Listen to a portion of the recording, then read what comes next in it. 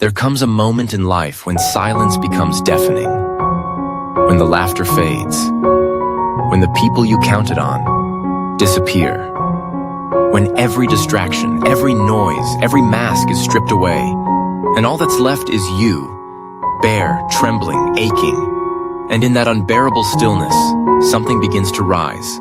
Not a scream, not a word, but a groan from deep within the soul.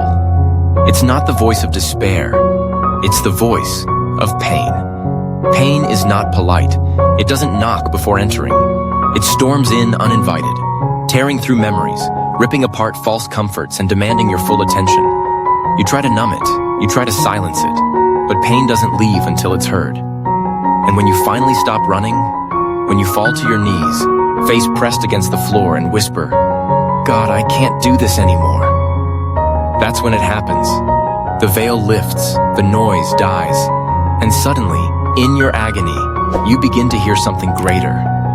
A whisper, a presence, a holy fire in the dark.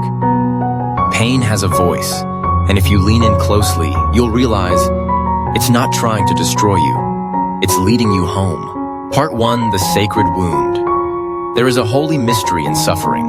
We think pain means God is absent, but the truth is, pain is often the first time we truly meet Him.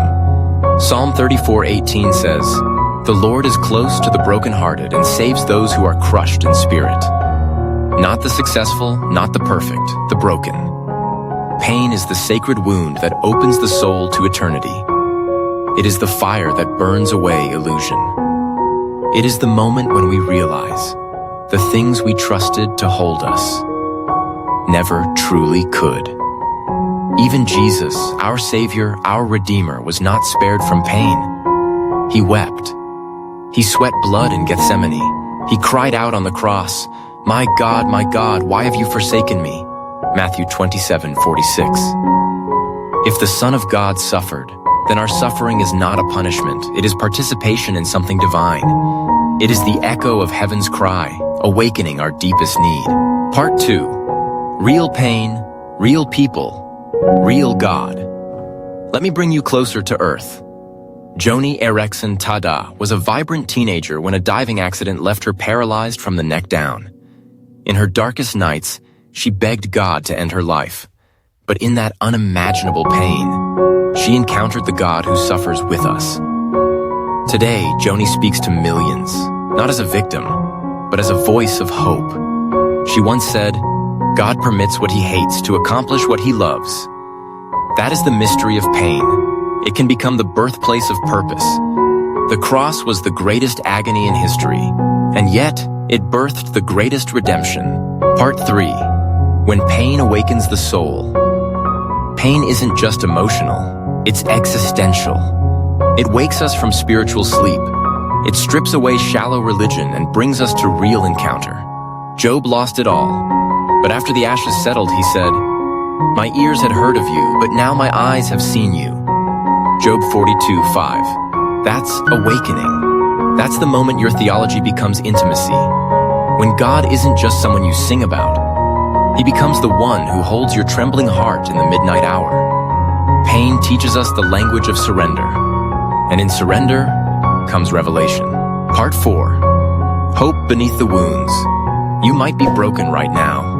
Tears soaking your pillow. Questions echoing through your soul like thunder. Why God? Where were you? Will this ever end? I see you. More importantly, He sees you. Isaiah 45:3 declares, "I will give you treasures hidden in darkness, riches stored in secret places, so that you may know that I am the Lord." Yes, there are treasures in the darkness. There is oil that only flows from crushed olives. There is wine that only comes from pressed grapes. And there is glory that only emerges from broken places. Pain may have shattered your plans, but it's unveiling a destiny far greater than what you imagined. Part 5. A sacred invitation. So now, listen again. That ache in your soul? It's not meaningless. It's a call. A call to return. A call to release. A call to awaken. Not to a religion, not to a formula, but to the heart of the Father who weeps with you and whispers, I am still here. Don't run from the pain. Let it lead you through the valley, through the fire, through the unknown. Because on the other side is the God you thought had forgotten you, reaching out with nail-scarred hands and saying, I never left. Let the tears fall. Let the walls crumble. Because what feels like the end might just be the beginning. Pain has a voice. And today, it's not screaming condemnation. It's whispering redemption. God is calling your name. And this pain, this holy, unbearable ache, is the very path that's leading you back to Him.